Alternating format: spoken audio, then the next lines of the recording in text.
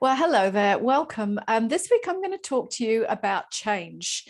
And love it or hate it, of course, change is inevitable, especially these days. This is Your Magnificent Mind, episode number 4. My name's Karen Turpin from karenturpin.com. Obviously, if you've listened to me before, you know that I read my notes. I'm not going to try and hide that because here it is. So, change. No matter what you think, because kind of like we all like to be in control, really, don't we? We like to feel that life's relatively in control, of course. And that's why this last period of couple of years almost on the planet has been so hard for so many people, because it showed us big time that we really have no control over very much at all, actually. But anyway, instead of kind of looking at the out there landscape, let's bring it in a little bit closer and look at us, our mind, our personal life. So no matter how in control you would like to be, the truth of it is you can't control everything. And sometimes change is inevitable, really. So, love it or hate it, as I say, change is going to happen to you at some point in your life. And it could be, that someone you love leaves you. It could be that your services are no longer required, that your job ends, that your lease ends, that, a whole multitude of things could actually happen in your life that you really have no control over. Because the thing is, you can't control the decisions that other people make that affect your life, obviously, that affect theirs as well. But, the most important thing is how you respond to their decisions that create the change in your life. So when life isn't going the way that you want it to go, of course, you know that you need to do something to change it, but change isn't comfortable for the most part. And, usually we try and ignore it or put it off for a while anyway. If change was comfortable, none of us would ever feel stuck. We would literally just get up and do whatever we wanted to do to create the life that we want. If it's in our business, we would just go and do that thing. If it was a change of location, we'd just pack up and move, whatever it is. We certainly wouldn't put it off for years like many of us do. But, this uncomfortableness around change really is why people stay married for years to people that they don't love. Sometimes they don't even like them anymore, but they're still there. It's why we stay in jobs that we hate. It's why we stay living in places that we don't like. And, generally, people only do something to change the circumstances of their life when it becomes so uncomfortable for them to stay there that they literally cannot stay there a moment longer. And that's kind of psychology 101. But literally, life becomes so uncomfortable that they have to move. It's a little bit like, putting your hand in the fire. You're not going to keep it there for very long when you are in that much pain, are you? So then you're forced to do something. You have to change because the pain is literally unbearable. So we know that humans there's two things, right? There's pleasure, there's pain, and people will really only move towards pleasure when the pain is so bad that they can't stay there anymore and they literally have to go. Don't know why we do that. It would be so much better to move towards pleasure whenever we want it. But anyway, hey, that's how we are as humans for the most part, until we kind of get control of our mind. But I'm getting to that bit. So it takes a lot of courage to move sometimes, to make these big changes in your life. It takes commitment to keep on going with that change rather than, leaving, coming back, saying you're going to do it, giving up. All of that yo-yoing that we do. And of course, we need motivation as well. Now, the thing with motivation is that it's not always there at the start. It often doesn't show up until later, usually when we begin to see the benefits of the changes or the results, of the changes that we're making. And then it's kind of there to keep us going. It motivates us to carry on. But initially, it's not there. We have to find that within ourselves to kind of set the ball rolling, set the ball in motion. And that getting started for many of us is the hardest part. So literally, sometimes our life depends on making a change, especially when it's a health crisis. But even then, it can be really hard to do and to keep going, because we're in the habit of doing, being, thinking, feeling, acting in exactly the ways we've been doing it for a really long time. You know, often we've been stuck in a rut, doing the same old over and over again, sometimes for years. And of course, those behaviors, those ways of acting, thinking, feeling, believing, that's what's got us to this point where we are right now. Literally, we created where we are right now by those behaviors and thoughts.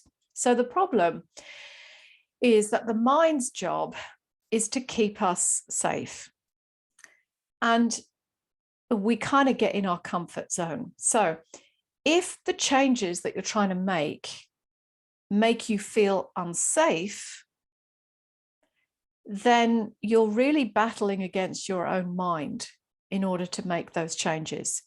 That's kind of the sticking point, really, because you want to change, but a part of your mind doesn't want the change because it's comfortable and it wants to hold on to what it perceives to be safety. Because change, for the most part, represents the unknown, does it not?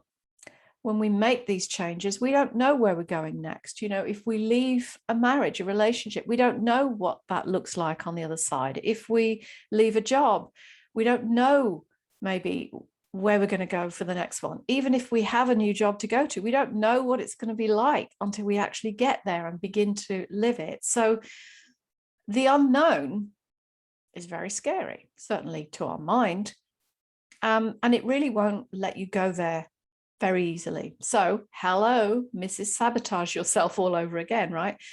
We then get into habits of overthinking. We kind of try and postpone it and give ourselves a little bit of extra time. This is why actually, you know, we always think we're going to start the diet on Monday. You know, we could actually start it on Friday when we first think about it. Oh, no, I'll start it on Monday, or I'll start it on the 1st of the month, or I'll start it, you know, when spring comes around, or I'll start it after the new year. All of these things, you know, it's sabotage, of course, but because we know there's going to be a change and we don't really like the discomfort of that change. So we try and buy ourselves extra time. We keep moving the start date. Sometimes we hope that things will just magically get better all on their own. Or, you know, if it's a relationship thing or even a job thing, sometimes we just hope that the other person will do it for us so that we don't have to be the one that says, I'm out, you know. And sometimes we stay stuck waiting for someone to do it for us for years, 2 years, 5 years, 10 years. You know, I've worked with many women in marriages or relationships that they don't want to be in anymore. And they say, I just keep hoping that he'll do it and then I won't have to. And then they're there stuck for years, you know. So the thing is that when you're really stuck, you are not, and let me rephrase that. When you're really stuck and you know you're stuck and you know you need to make a change, but you're not doing it, what's happening really is that you're not following your heart. You're not living in joy. Really, you're just treading water, you know, waiting for something to happen to make it all better. But usually that gets worse. And sometimes you even get that sinking feeling that you've been treading water so long that it's really hard to hold your head above the water. You're literally sinking. Does that sound familiar? Well, don't despair, because there is a way through this, of course. And that is, it starts with telling your mind a different story about how much you'd really love to make this change, because your mind responds beautifully to the commands that you give it. It believes everything you tell it. And so if you tell your mind how excited you are, how ready you are, how eager you are to start making these changes, or to try a new experience, or to live in a new location, whatever it is, if you excite your mind, then it begins to go about motivating you towards that change. So it starts first on the inside, because that's where all good changes start from. Once you've changed on the inside, then the outside automatically begins to shift and change and reflect back to you that inner change. And that's the evidence of the work that you've been doing, on the inside, the inner work. So it's a little bit like seducing your mind to get it on side with you, as opposed to battling, against each other, with kind of one part wanting the change and the other holding back because it's scared. You've got this internal struggle. Sometimes we say that's head and heart. Sometimes it's, parts of the brain as well. But really, when you get your mind on the right side with your heart, the habits of self-sabotage literally begin to fall away by the wayside, because now your head and your heart, or the two parts of the brain that were battling, they're kind of on the same team. They're moving forward in the same direction. It's kind of hand in hand. So how cute is that?